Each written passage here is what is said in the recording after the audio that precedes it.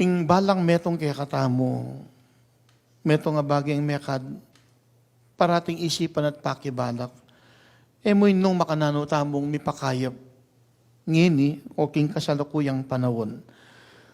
Nunay pa naman isipan at pakibalak tamo, nung makanano tamo namang mipakayap, king paintungulan. Nga maragula bagay,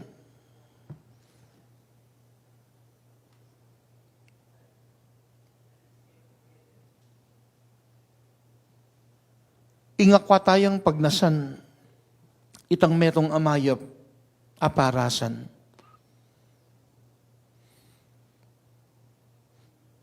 Limnam tamo king may basang ebanghelyo, adwa ka ring alagad ning Ginoo, ding anak ng Zebedeo, ding mi kapatid na Santiago at Juan, linapit lang kang Jesus at sinabi ra, Maestro, atin keng buring adwan keka. Naning buri yung adwan ka na ako, nga nang kinutang Jesus karela. At sinabi ra king Ginoo, nung lukluk na kaking maligayang kayarian mo, ipagkalo mo sa ing makalukluk keng mingat ba keka.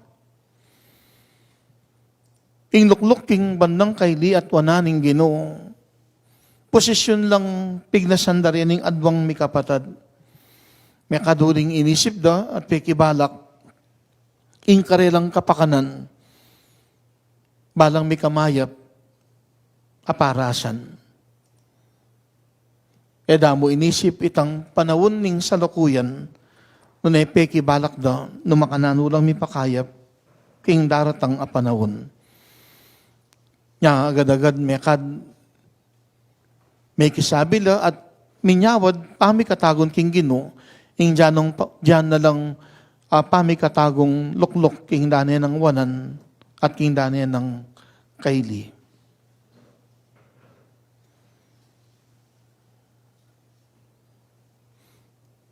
Kabudimdam day tiring, nga pulong alagad, mimuala ka rin Santiago at Juan.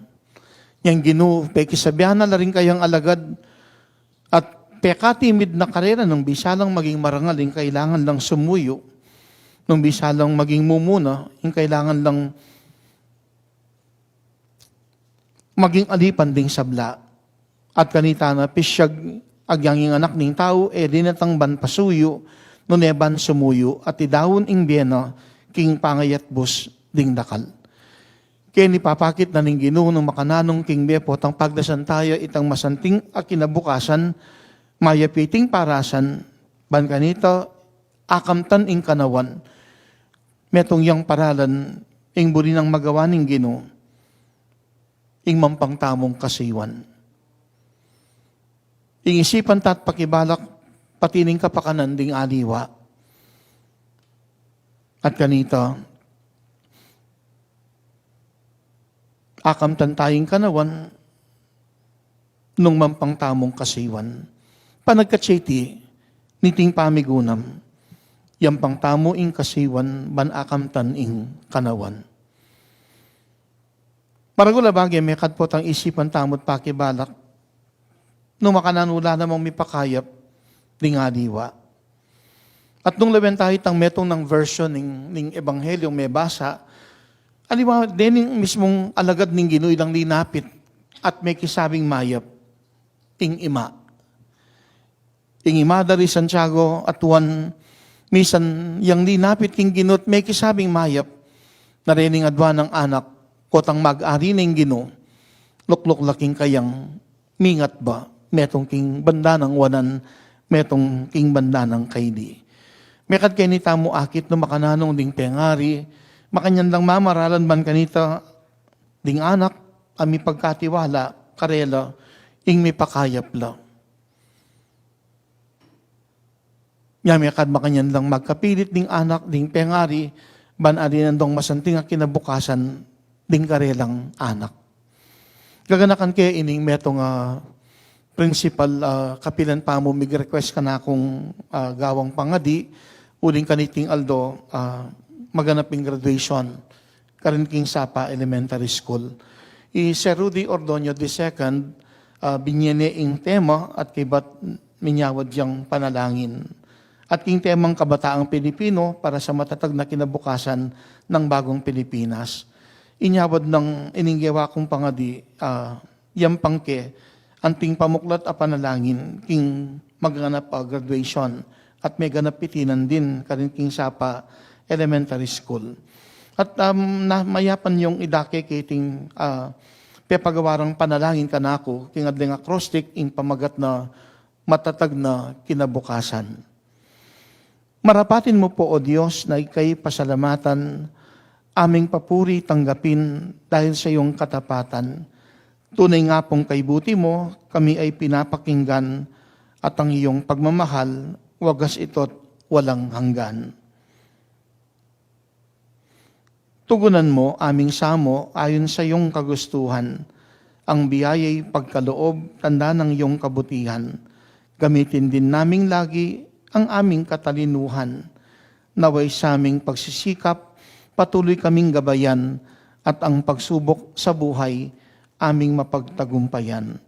Kabataang Pilipino, matyaga silang turuan, isasaalang-alang namin bukas nila'y paghandaan ng mapabutit malayo sa anumang karahasan. Ang lahat gagawin nila't kapahamakay iwasan, bawat isa ay kikilos gamit ang king kakayahan upang maipamalas din ang kinilang kabutihan, kung kaya't sa pagtatapos, baon nila'y kaalaman at maging ang karunungan na sadyang tunay na yaman. Sana'y bagong Pilipinas, mapabuti ng lubusan at bigyan itong matatag, magandang kinabukasan, naway igawad mo sa amin, minimithing kaligtasan. Amen.